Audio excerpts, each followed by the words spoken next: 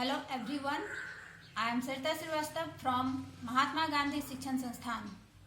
Now I am going to teach Hindi class 4th. बच्चों, आज मैं आपके पाठ्य पुस्तक मकरंद से पाठ 5 पढ़ाने जा रही हूँ, जिसका शीर्षक है पड़ोसी देश नेपाल। बच्चों, नेपाल दक्षिण एशिया का एक स्थल रूप राष्ट्र है। इसके उत्तर में तिब्बत तथा दक्षिण पूर्व और पश्चिम में भारत अवस्थित है।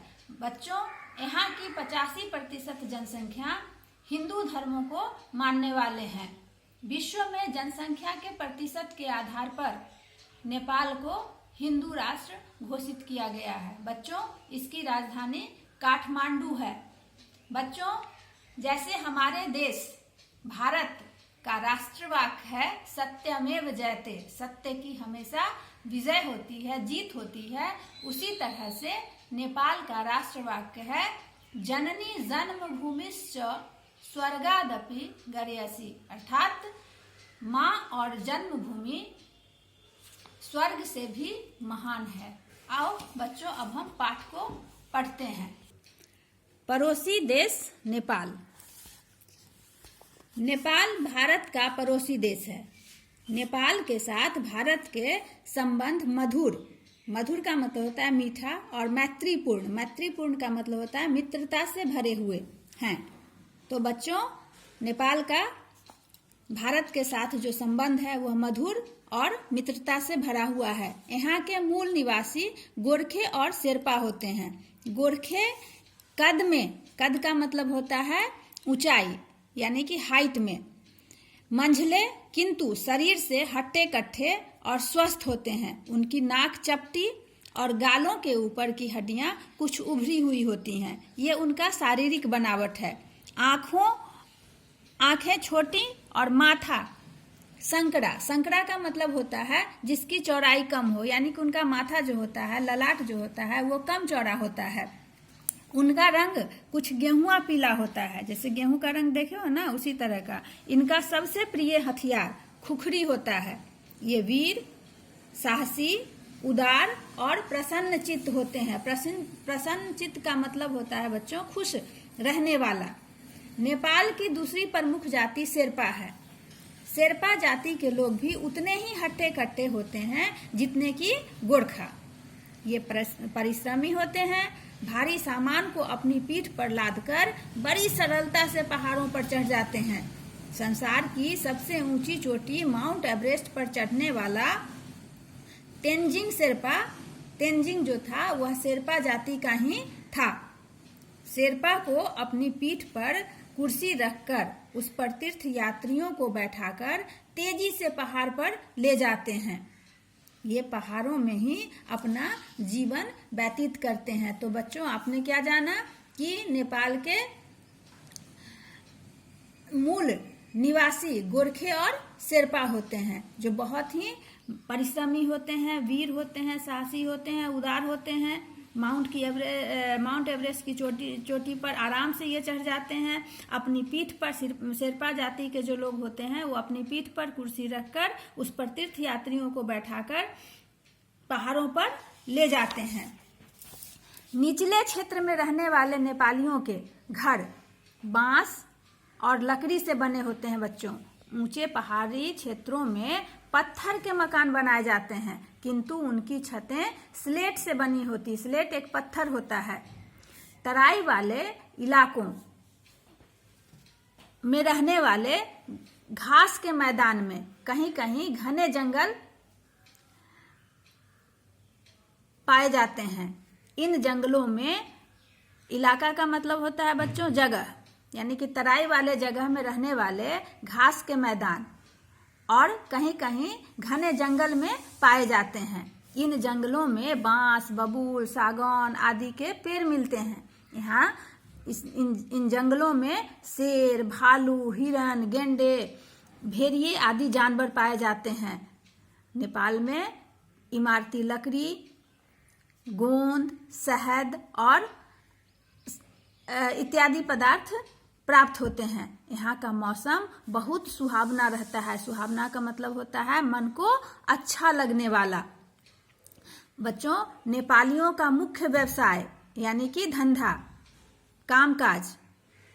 व्यवसाय का मतलब होता है कामकाज, धंधा, यानी कि यहाँ के लोगों का मुख्य कामकाज जो है वह खेती करना है। तराई और सबसे ऊंचे इलाकों में हरे भरे खेत दिखाई देते हैं। यहाँ सेवार नामक घास पैदा होती है। इस घास पर याक पलते हैं। याक एक जानवर का नाम है बच्चों, जो आप जानते ही होंगे, या जिसके शरीर पर बहुत सारे रोए होते हैं। याक नेपाल का सबसे उपयोगी पशु होता है। इसे नेपाल की कामधेनु भी कहा जाता है। कामधेनु का मतलब कहने का होता है कि जो बहुत ही उपयोगी जानवर, जिससे हम बहुत सारे चीज एक साथ कर सकते हैं। यह माल ढोने के काम आता है। साथ ही इससे दूध, मांस और चमड़ा भी प्राप्त होता है। इसके बाल और सींग भी बहुत उपयोगी होते हैं। बच्चों, याक के अलावा यहाँ गाय, बैल, भेड़, बकरियां और भैंसें भी पाई जाती हैं। ऊंचे पहाड़ी क्षेत्रों में कस्तूरी मृग का मतलब होता है हिरण, पाया जाता है। इन हिरण की नाभि में कस्तूरी होती है। कस्तूरी एक सुगंधित पदार्थ होता है बच्चों। इसकी सुगंध बहुत तेज होती है। यहाँ अदरक भी खूब पैदा होता है। बच्चों, पहाड़ी इलाका होने के कारण नेपाल में यातायात की सुविधाओं का अभाव का मतलब होता है कमी है। नेपाल बिहार सीमा पर रक्सौल से अमलेखगंज तक 100 किलोमीटर का रेल मार्ग है। तो हम लोग रेल मार्ग से भी इसकी सीमा बिहार से जा सकते हैं। यहाँ से काठमांडू तक पक्की सड़क है। इस राजमार्ग का निर्माण भारत सरकार के सहयोग से हुआ है। इसे त्रिभुवन राजमार्ग कहा जाता है। बच्चों, त्रिभुवन राजमार्ग क्यों कहा जाता है? अब आपके मन में एक सवाल उठ रहा होगा। तो बच्चों, नेपाल के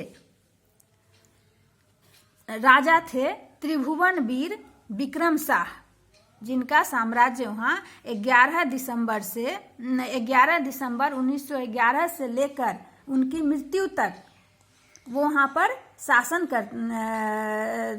शासन किए और उनके शासन में वहाँ की जनता बहुत खुश थी। अतः जब इस राजमार्ग का निर्माण हुआ तो इसका नाम त्रिभुवन राजमार्ग रखा गया। यहाँ वायु मार्गों को अधिक महत्व प्राप्त है। काठमांडू यहाँ का मुख्य हवाई अड्डा है। काठमांडू नेपाल की राजधानी है बच्चों। यहाँ स्थित पशुपतिनाथ का मंदिर बहुत प्रसिद्ध है। भारतीय लोग भी इस मंदिर में भगवान शिव के दर्शन के लिए आते हैं। नेपाल में लुम्बिनी नामक स्थान पर भगवान बुद्ध का जन्म हुआ था, जिसके कारण बौद्धों का यह प्रमुख तीर्थ स्थल बना हुआ है। नेपाल में हिंदुओं की संख्या अधिक है, अतः यहाँ दिवाली, दशहरा आदि त्योहार बड़े ही उत्साह के साथ मनाए जाते हैं। बच्चों, नेपालियों और भारतीयों के रहन सहन, सभ्यता, परंपरा आदि में काफी समानता पाई जाती है। भारत और नेपाल दोनों ही एक दूसरे के पड़ोसी और मित्र देश हैं। अतः बच्चों, हम जिसके पास एक अच्छा दोस्त होता है उसे किसी दर्पण की आवश्यकता नहीं होती है। धन्यवाद।